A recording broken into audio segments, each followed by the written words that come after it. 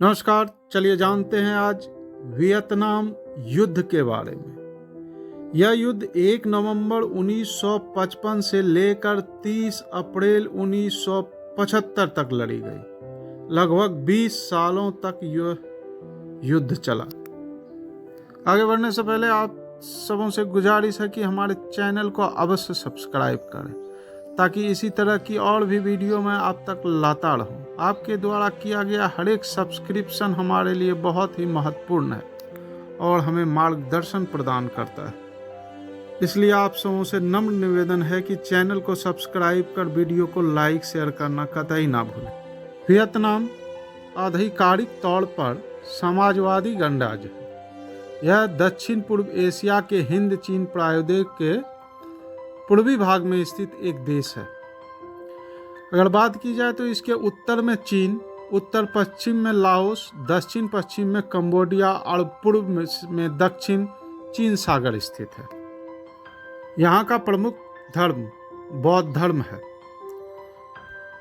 बौद्ध संख्या में ये दुनिया का तीसरा सबसे बड़ा देश माना जाता है और जनसंख्या की दृष्टिकोण से 13वां स्थान यह रखता है। 19वीं शताब्दी के मध्य में फ्रांसीसियों ने वियतनाम पर अधिकार करके उसे अपना उपनिवेश बना लिया था, जैसे भारत का इंग्लैंड का उपनिवेश था।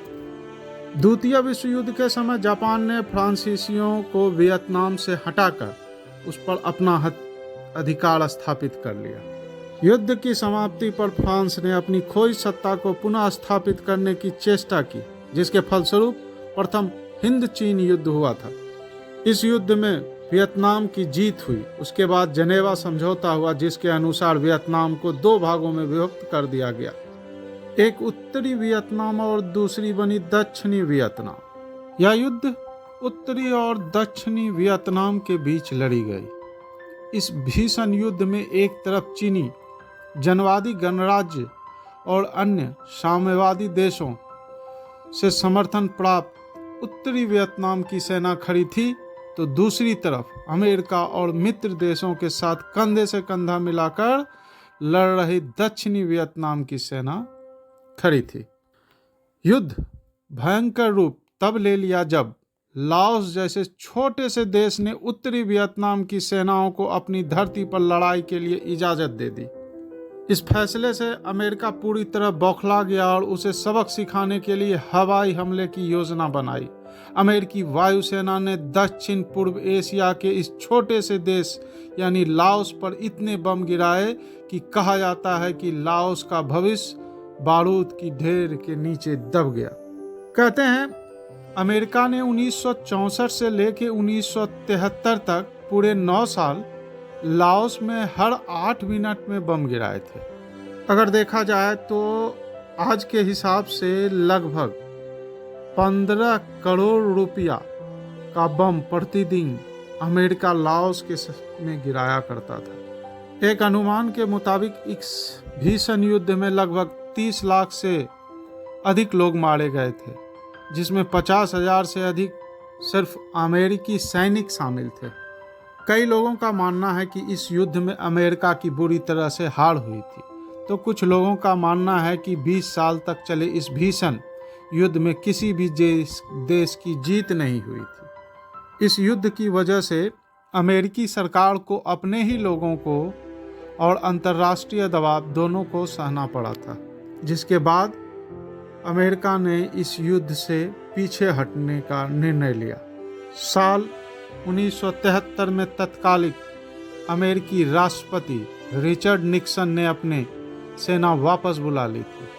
इसके बाद कम्युनिस्ट मित्रों द्वारा समर्थित उत्तरी वियतनाम की सेना ने देश के सबसे बड़े शहर साइगोन पर कब्जा जमा लिया और इसी के साथ 1975 में यह युद्ध समाप्त हो गया।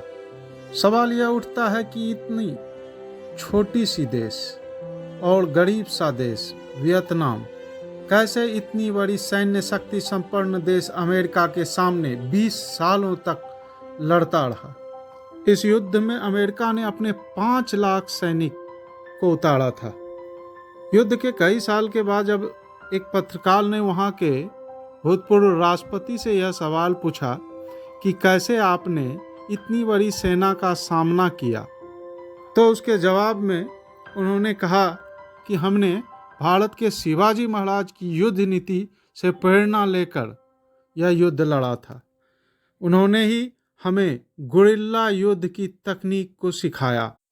इसे हम छापामार युद्ध भी कहते हैं। इसमें मारो और भाग जाओ की नीति को अपनाया जाता है। यह युद्ध राजपूत शासनकाल और मुगल शासनकाल में काफ़ी प्रचलित थी। युद्ध के परिणाम की बात की जाए तो अमेरिका को काफ़ी क्षति हुई इस युद्ध में। वहीं वियतनाम ने 1976 की गर्मियों में उत्तर और दक्षिणी प्रतिनिधियों की एक बैठक की। इसमें एक आधिकारिक निर्णय पास किया गया। दोनों वियतनामों को एक ही राज्य में विलय कर लिया गया, जिसे सोशलिस्ट रिपब्लिक ऑफ वियतनाम कहा गया। तो ये थी जानकारी एक ऐसे महाविनाशक युद्ध की, यानी वियतनाम युद्ध की, जो अमेरिका के वर्चस्व को चुनौती देता है। जानकारी अच्छी लगी तो पुनः आग्रह है कि हमारे चैनल को अवश्य सब्सक्राइब करें। इसी तरह की और भी जानकारियाँ मैं आप तक लाता रहूँगा। धन्यवाद।